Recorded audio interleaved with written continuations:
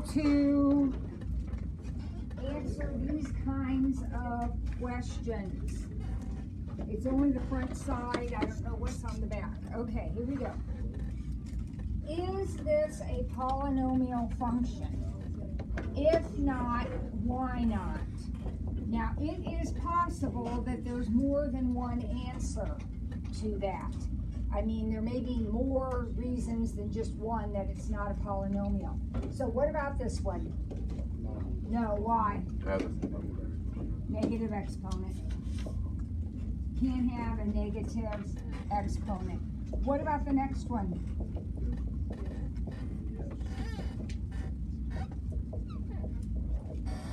What did you say? That's a yes. There is absolutely nothing wrong with that. Now, some of you might say, oh, but there's fractions in it. Well, fractions are okay as long as they're not exponents, right? So we don't have any exponents that are fractions, so that's a yes. And what about this one? This is a no, and this is a no for more than one reason. What do we got? We got an x in the denominator, not allowed, so this is a no. We have an x in the denominator. What else? We have an x under a radical. What else? Fractional exponent. Those are all not allowed. Okay, David? On the quiz, if it's like that, we have to have all three of them. Yes, of course you do. Okay, number 2, find the vertex axis of symmetry and direction of opening in the manner of your choice. Now, as of this moment, you only have one manner because we haven't learned the other way, unless you've been in flex. You haven't learned the other way, so we're going to go through that now. And then tomorrow, or whenever we take the quiz, you will get to choose, okay? On the test, you won't get to choose. On the test, you'll need to know both ways. All right, but the first one is super simple because this one is already in vertex form, right? So when it says find the vertex, axis of symmetry, and direction of opening, this is easy. This will not be what your quiz looks like. This is a simple problem. What is the vertex? -3, -8. Remember, this tells you you go left 3 and down 8. So that's your vertex. Which makes your axis of symmetry what? X equals -3. Remember, you gotta put x equals. Don't just put -3, but these always match. And then what's my direction of opening? Down. Now that is so easy because the equation was set up for you beautifully. This next one, it is not set up so beautifully. So we're going to go through both ways, one of which is brand new to you. So let's go through our old way first. Our old way is we actually put this equation into this form by completing the square. So who remembers, we went through this the other day, who remembers how we start this? Add 4 over. So we're going to add the 4 to the other side.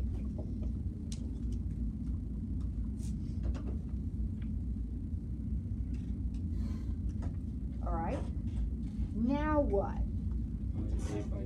We figure out, we're going to add a number to both sides. And to figure out what that is, we're going to take half of 8, which is 4, and square it, which is 16. We are completing the square. So we take half of 8 and square it. Now, this is the magic step right here. This is a perfect square. What's going to go in the parentheses here?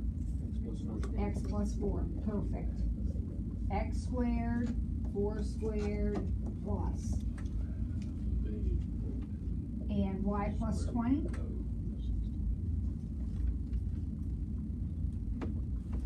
And one more step and you're ready to go. Subtract 20. Subtract the 20 back over. Now, you've gone through some work there, but now the equation looks just like that one. So you can tell me that the vertex is where? -4, -20. Left 4, down 20. The axis of symmetry then is x equals -4, always matches. And the direction of opening is, this isn't up. Because the only way it can be down is if that is negative, right? And it's not. Okay? So to get 16, you do half the number and then. Yep, and square it. All right. Now, before we go on and finish, actually, let's go ahead and finish the quiz, and then we're going to come back and do this problem a different way. Remember, tomorrow you'll be able to do it whichever way you want. So let's do this last problem, though. We know f of 3 is 1, and f of -1 is 9, and we're going to write the equation of the linear function. So what does that mean?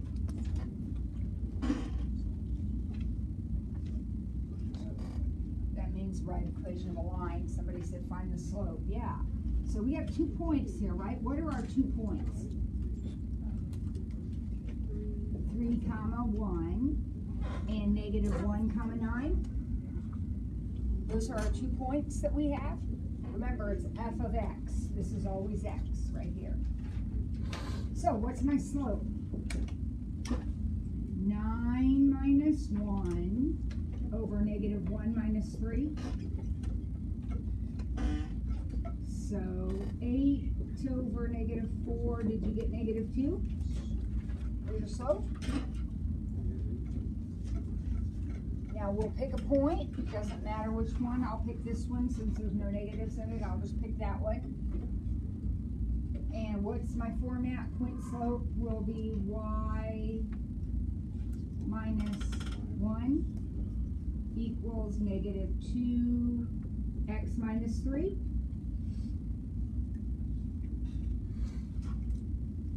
And then y minus 1 equals -2x plus 6. So I got y equals -2x plus 7.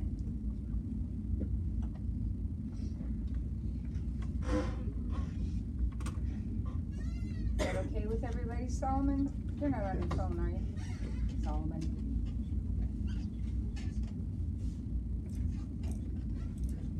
Stand up. There it went. I saw it, Solomon. Gosh darn it.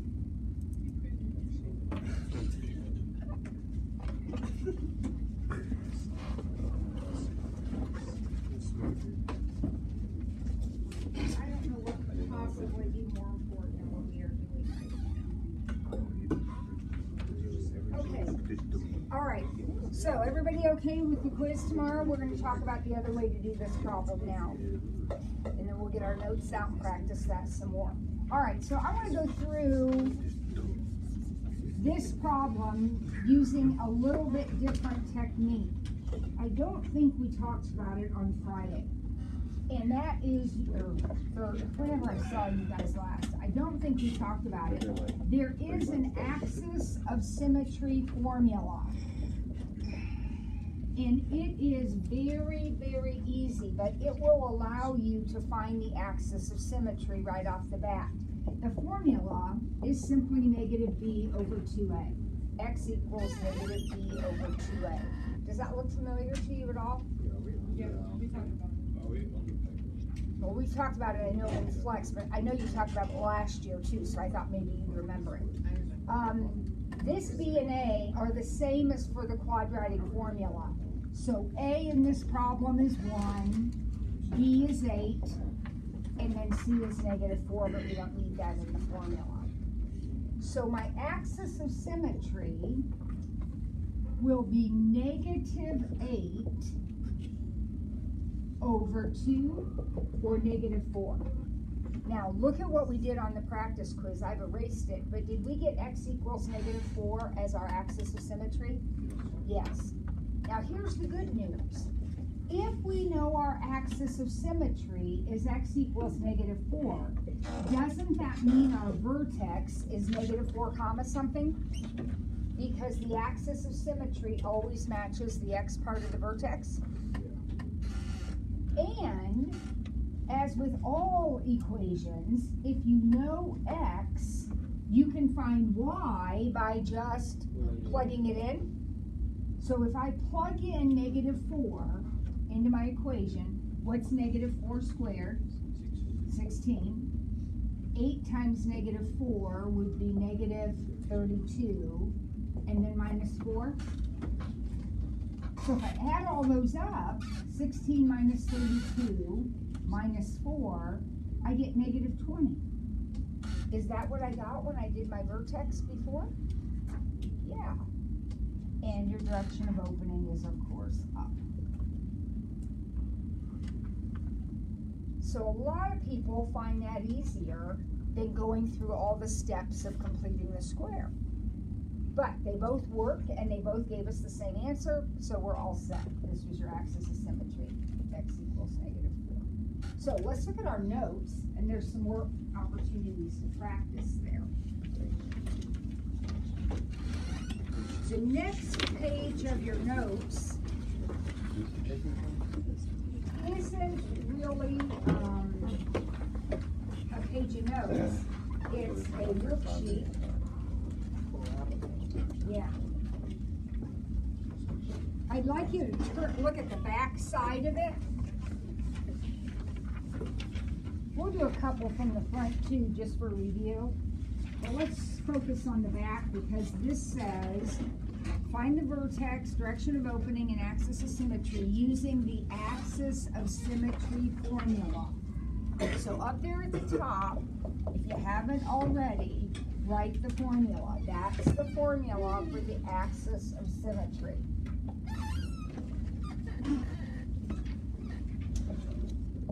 So we'll just do a couple of these to make sure you've got the hang of it. So here's the first one.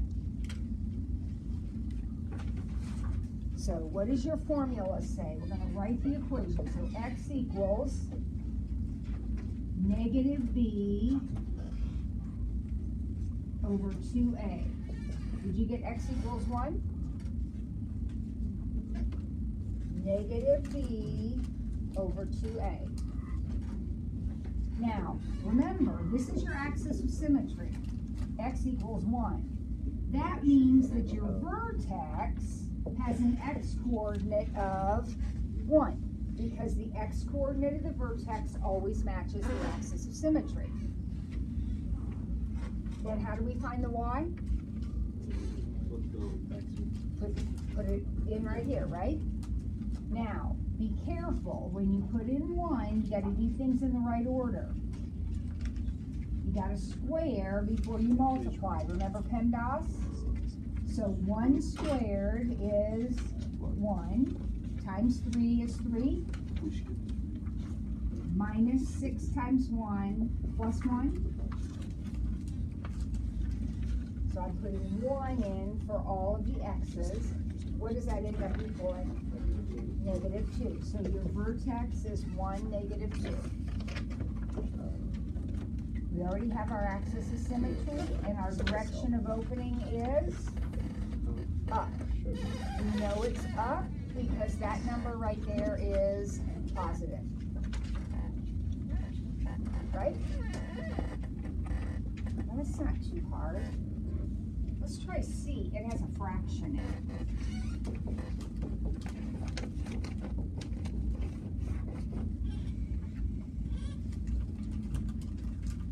Now we're following directions. We're using the axis of symmetry formula. So x equals -b, what would that be? 4 over 2a, 1.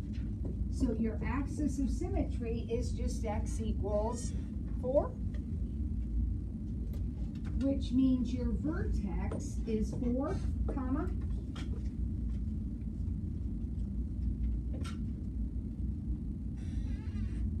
right? Now let's plug it in, and remember, you gotta do it in the right order. So I put 4 right here. What do I do first? Square it. So 4 squared is 16, times a half is 8. Putting 4 in, so that will be minus 16 plus 1.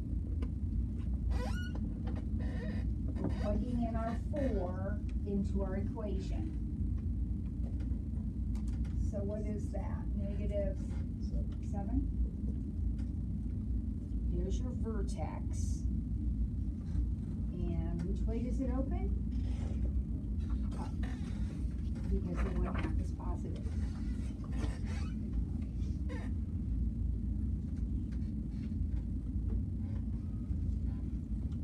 Well, let's try E because it looks different.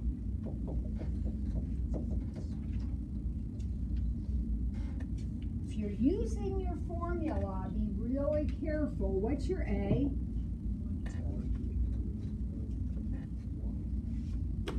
Remember, it's just like with the quadratic formula. If you have 3x squared minus 7x plus 6 equals 0, what is your A? 3? Your B is negative 7, and your C is 6. Okay, so same thing up here. What's your A? 1. Your A is 1. A is on x squared. That's A. B is on your x. What's B? 0. You don't have an x. So B is 0. And C would be negative 10. It's nothing new, guys. It's exactly what you've done before. B is the x coefficient, the plane x.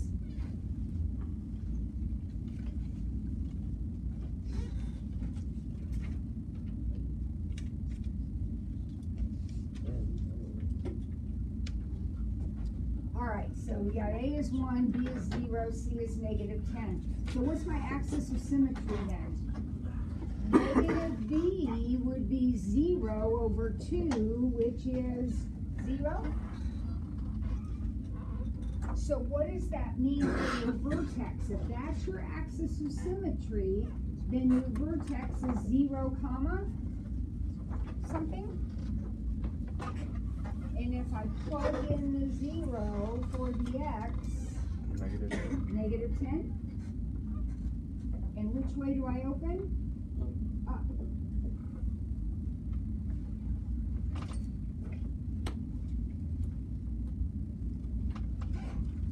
Hey, do you feel like you're getting a grasp on that? All right, well, let's try F on your own. Try F. See if you can get it using the formula, and then we'll flip the page over and we'll do a couple the other way as review.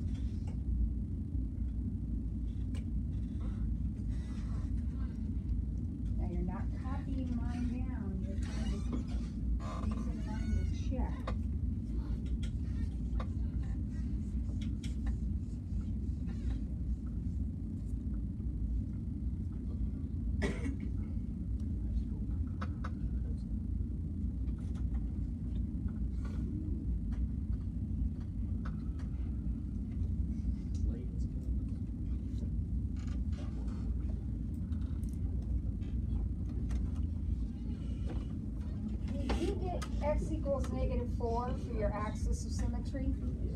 Okay, so then you knew your vertex was -4. Now, I got -37. Did anybody else get -37 when you plugged that in there? Does anyone have a question about how we got -37? What did you get? I haven't completely got it so far, but it's gonna be a really big number. Okay, did you square first? I did.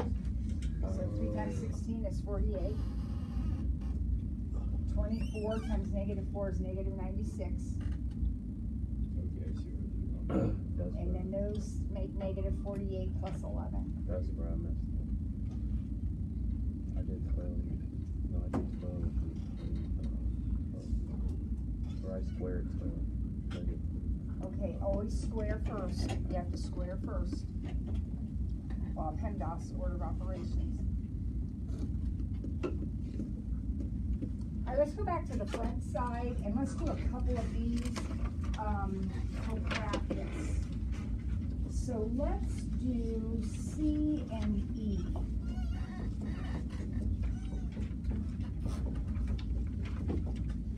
Now the directions are exactly the same. Find the vertex, axis of symmetry, and direction of opening. Except this time, we have to do it by putting it in vertex form. This was using our formula. Now we're going to put it in the vertex form, which means complete the square. So let's go through that. On your quiz Wednesday, you have a choice. But let's go through this because on the test, you'll have to be able to put it in the vertex form. All right, so here we go. Switching gears, going back to completing the square. What do we do first? Move the 7. Now there's something else that has to happen though. Do you see what it is? Gotta get rid of the what? This guy right here. Can't be there. It doesn't matter if it's a fraction or not. It can't be there. That number can't be there.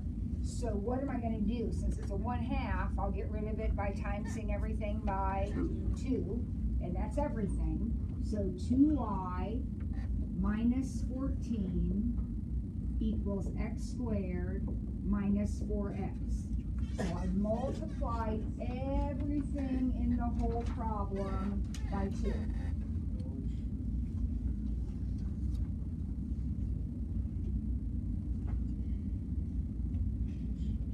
Now I'm ready for the big step.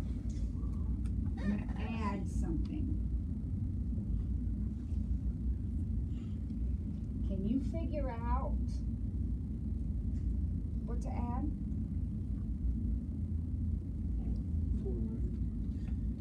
4?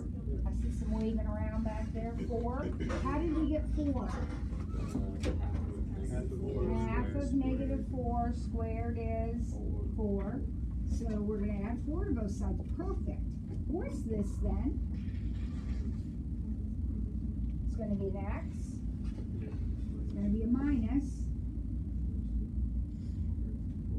4.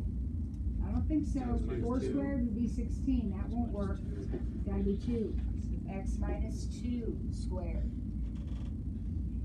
And over here we have 2y minus 10.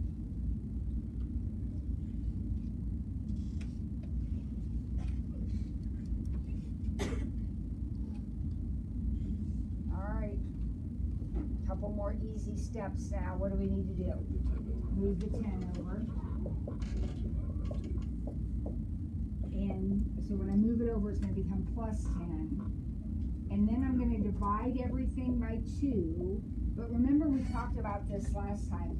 We don't put the parentheses over 2. How do I handle that? Instead of the parentheses over 2, it's 1/2 x minus 2 squared. Plus 5.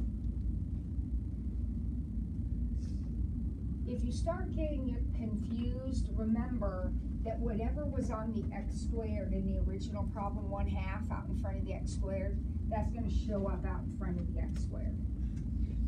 The same number. So where's my vertex? 2, 5. 2, 5. Axis of symmetry then is x equals 2. Remember, those always match. And your direction of opening is up.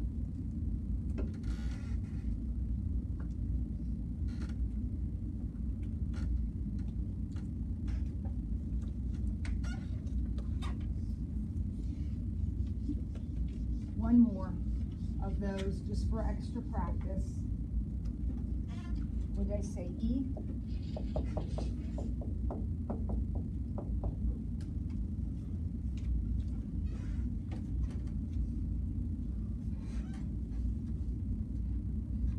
Well, this is kind of good. There's no number here to move, but we do have to deal with this. So what will we do? Oh no, we don't factor. We divide everything by -2. So this is going to be y over -2 equals x squared plus 6x. If I divide everything by -2.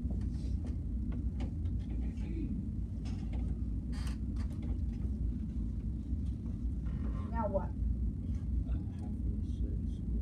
Half of 6 squared would be 9. Half of 6 squared. And then what? This factors into a perfect square, as it always will. Always be a perfect square. X plus 3. And then just start putting things back. So we'll move the 9 over.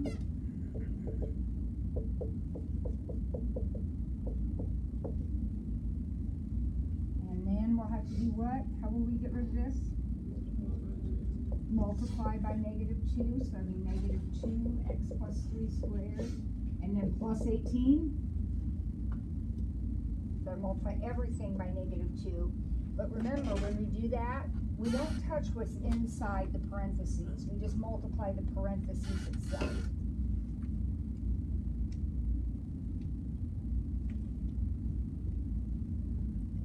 Everybody okay? Where's my vertex then? Good. -3, -18, or positive 18. -3, positive 18. What's my axis of symmetry? X equals -3, and which way do I open? Down.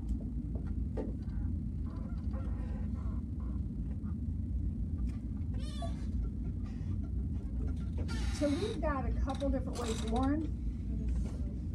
What? Is it an emergency? Okay. We've got a couple of different ways to do these problems now. Okay? On Wednesday, you have to do this on your quiz one way or the other, as well as the other problems that were on the practice quiz. All right, so let's take a look now at page 16 of our notes, and we're going to forge ahead.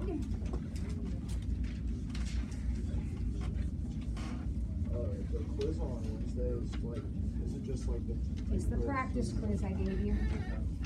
We went over the practice quiz first. That's what the quiz is like. Good.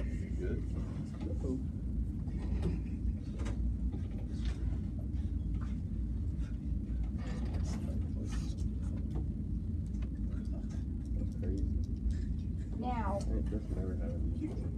there's only a couple of things in this whole section that we're going to even spend time on. But this idea of variation is important. So there are two kinds of variation we're going to look at, and they're the first two questions. We have direct variation and we have inverse variation.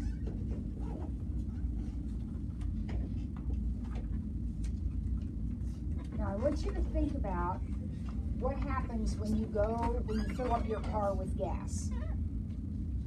Okay? You go into the gas station, you buy 5 gallons of gas, you buy 8 gallons of gas. Who pays more? Emmett does. Because the more gas you buy, the more money you pay, right? As gas goes up, money goes up. That's called direct variation. They grow the same way. I go to the store and buy bananas. The more bananas I buy, the more money I pay. Direct variation. The formula for direct variation is y equals kx. So when things vary directly, that is the setup. So number A says, write an equation for the following, that's it. Every time you vary directly, that is the formula. Okay? Now, pretend for a moment that I am Liam's mother. Heaven help me.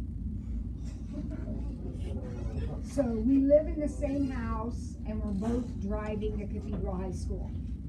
All right? Liam drives 60 miles an hour. I drive 40 miles an hour. Who gets to school first? Liam does. Because the faster you go, the less time it takes. The faster you go, as speed increases, time decreases. That's called inverse variation. You see the difference? One is going up, but the other one is going down. The formula for inverse variation is y equals k over x. So if things vary directly, it's y equals kx. If they vary inversely, it's y equals k over x. Okay, so that's the answer to B. All right, now C is a direct problem. It says P varies directly as the square of Q. So that equation will be what? Can you take a guess? P varies directly as the square of Q. Square. Q squared. It says the square of Q, so that would be Q squared. When things vary directly, you have one here, and you have k times the second one. So whatever the first thing is equals k times the second thing. That's what it means when you vary directly. Now, D says we're varying inversely. So this is going to be our setup. So for D, M varies inversely as the sum of A and B. When things vary inversely, the first one equals k over the second one.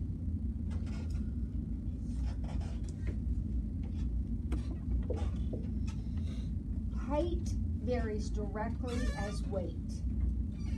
Height equals kW. When two things vary directly, the first one equals k times the second one.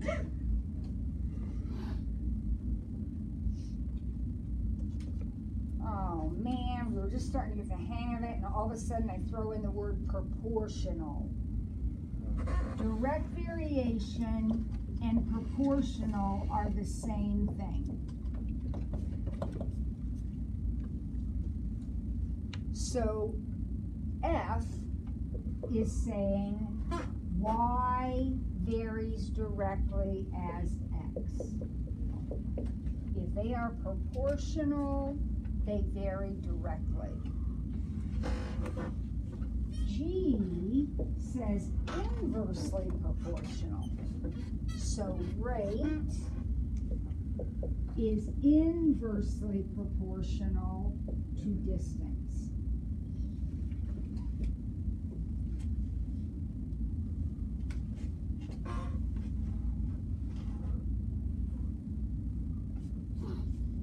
That's actually not true, but that's okay. That would be the equation.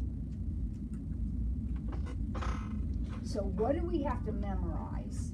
we have to memorize that direct variation is the first one equals K times the second one, and inverse variation is the first one equals K divided by the second one.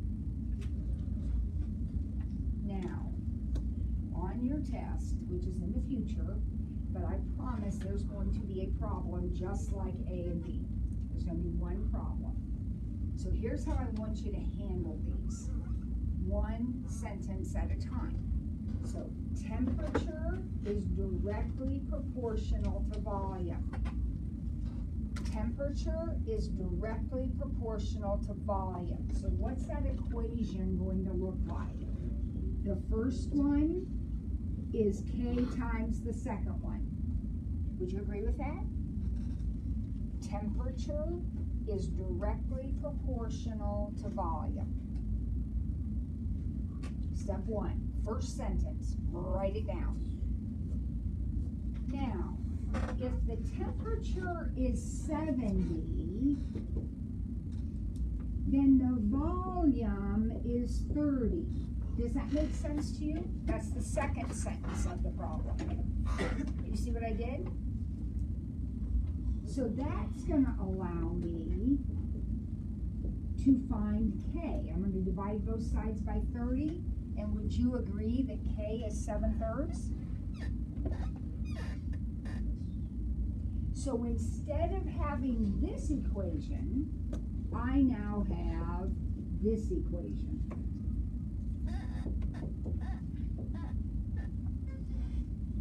So this was the first sentence of the problem, and now this is the second sentence of the problem.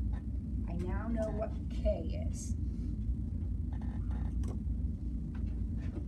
So then what does the third sentence say?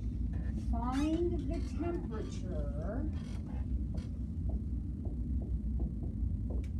if the volume is 20. Find the temperature if the volume is 20. Well, can I do that? Can I figure out the temperature? Heck yeah. 7/3 times 20 over 1. What is that? Straight across. What is it? 140 over 3 degrees. So the temperature would be 140 over 3.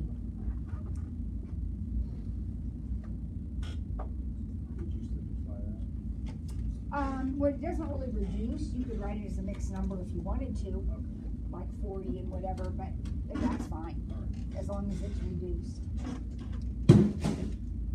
Bucky. What was that? Oh. I hope the lid's on it. Okay, one more. Come on. Hang in there, guys. Hang in there. Volume varies inversely as pressure. What's that equation? Volume varies inversely as pressure. Volume varies inversely as pressure. First one equals K over the second one. If the volume is 200, the pressure is 40. Can we solve it? K equals, let's see, 8,000. So our equation is now V equals 8,000 divided by P. What does this do for me? This helps me figure out what K is, right? So now I know what K is. So then I can answer the question, which is, find the pressure if the volume is 950. Find the pressure if the volume is 950. Does that look okay? Now let's be careful when we solve that. Some of us were messing that up with our trigonometry. Don't try to get too fancy. You don't like the fraction, so move the p.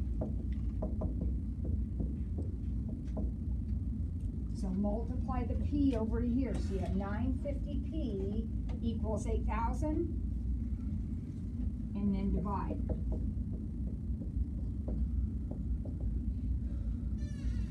Now that one does reduce. So we'll want to reduce that. So remember, you can always cancel out zeros. We have 800 over 95. Anybody notice anything that goes into that? 5.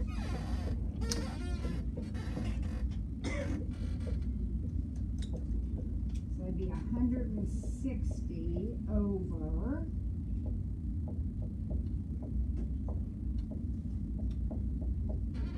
19. I think we're done then. I think that's it.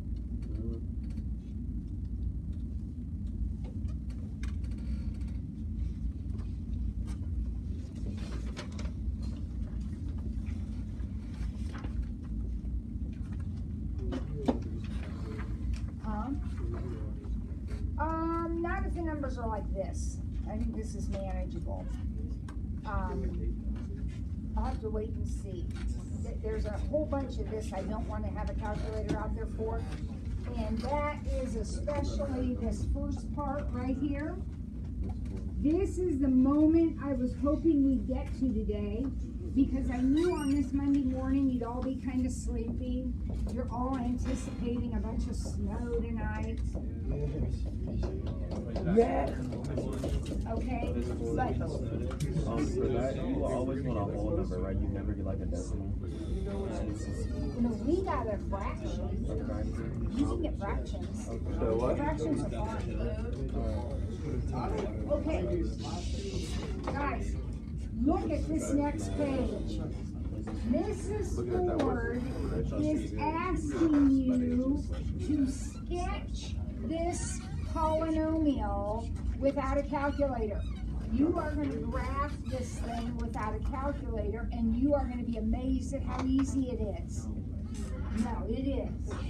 First thing I want you to do is put your x-intercepts on the graph. Your x-intercepts, remember, are also called the zeros. They are the solutions to the equation. If you set this thing equal to 0, can you see how x would equal -1? X would equal 2, and x would equal 3. Those are the x-intercepts, also known as the solutions, the roots, or the zeros of the equation. Now, if I were to FOIL all this out, which I am not going to do, but if I were going to do that, what would be the highest power of x that I would have in my problem? Third. I'd have an x cubed, right? Now, back in way the beginning of all of this stuff, you learned your BFFs. And remember, I was so mean about it. We had to have flashcards, we had quizzes, because I knew it was going to come back over and over and over again through the year. It's back. You need to remember that your cubing function has that general shape. This would be an x cubed. X cubes start down and end up. This is what x cubes do. They start down and end up. Unless you put a negative in front of them, and then they start up and end down. Well, this one does not have a negative, so the curve is going to start down here. It starts down. It passes right through this point. And at some point, I don't know how high it goes. That's a calculus problem that I'm not ready for yet. So it just goes up, but then it has to come back down because it has to connect to this one. And then it goes right through, but it's got to turn around because it's got to connect to this one, and then it goes right through. So you have just sketched your first cubic polynomial without a calculator. Aren't you impressed with yourself? You should be. All right, let's look at the next one. The next one is x plus 4, x minus 2, x plus 3.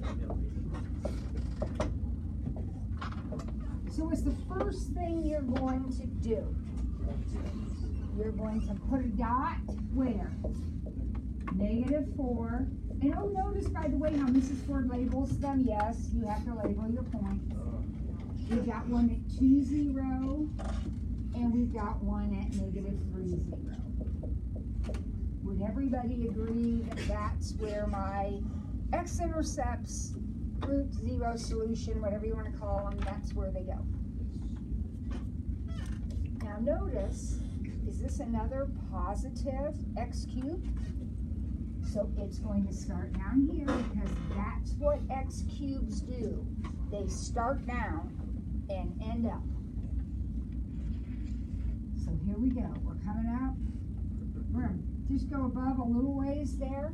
I don't care how high you go. Go as high as you want to go in there. But you got to connect back to this point. And now you've got to connect to that one. And then you're going to shoot straight up. Start down, end up.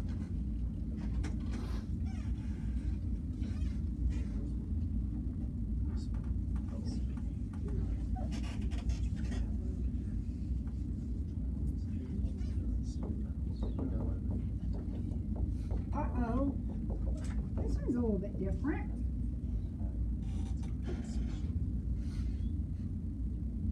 Where are my x-intercepts going to be with this one? -1 and 3.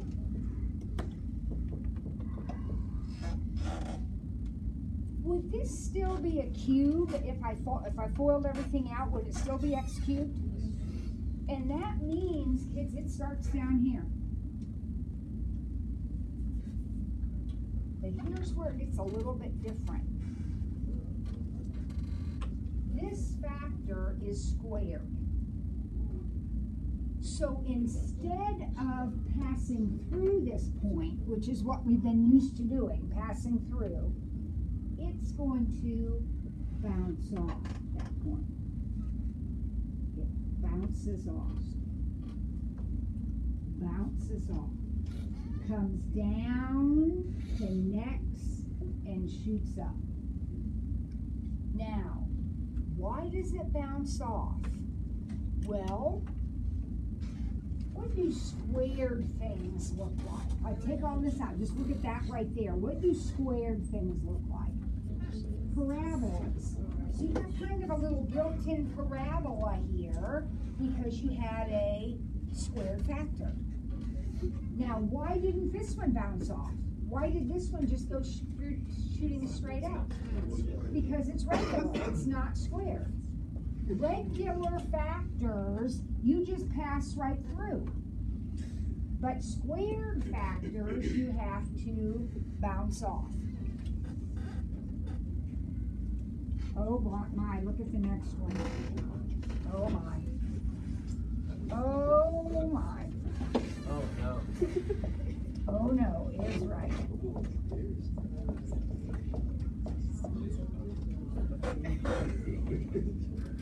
So we're going to start the same way as we did. We're going to put a dot at a 2 and -3. This is a little bit different though because this is not a cube. This is not a cube. This would be x to the 4th if I FOILed it all out. So this is an even degree polynomial. I want you to stop and think a minute. The only even degree BFF you have is x squared. But I want you to notice, where does an x squared start? Up. Where does it end? Up. Now that's different than an x cubed. An x cubed starts down and ends up. This is called even behavior, and this is called odd behavior. So any even degree polynomial, x to the 4th, x to the 6th, x to the 8th, any even degree polynomial is going to start up and end up. Any odd degree polynomial, x cubed, x to the 5th, x to the 7th, is going to start down and end up. So, you've observed this is x to the 4th. So it's going to start up here. It starts up. Evens start up. So it comes down and hits this point. Now what does it do? It has two choices. It either bounces off or it passes through. That factor came from here. That's a bounce off. It's squared. When they're squared, they bounce off. When the factor is squared, they bounce off. It doesn't have anything to do with the number itself. It has to do with how is it in the equation. Is it a plain factor with no exponent, or is it a squared one? Now, these 2 points still have to be connected, so it may bounce off, but it has to come back down at some point, because it has to connect to the next point. They're always connected. Now, what does it do when it hits this one? It bounces off. And notice, it starts up and ends up, which is exactly what you anticipated. All right, we're going to do the last one, or not the last one, but we'll do this one. This will be our last one. You need you to pay close attention to a couple of things. First of all, where are your zeros? Where are your x-intercepts? -1. At -1, at 2, 3, 4, and at -5, right?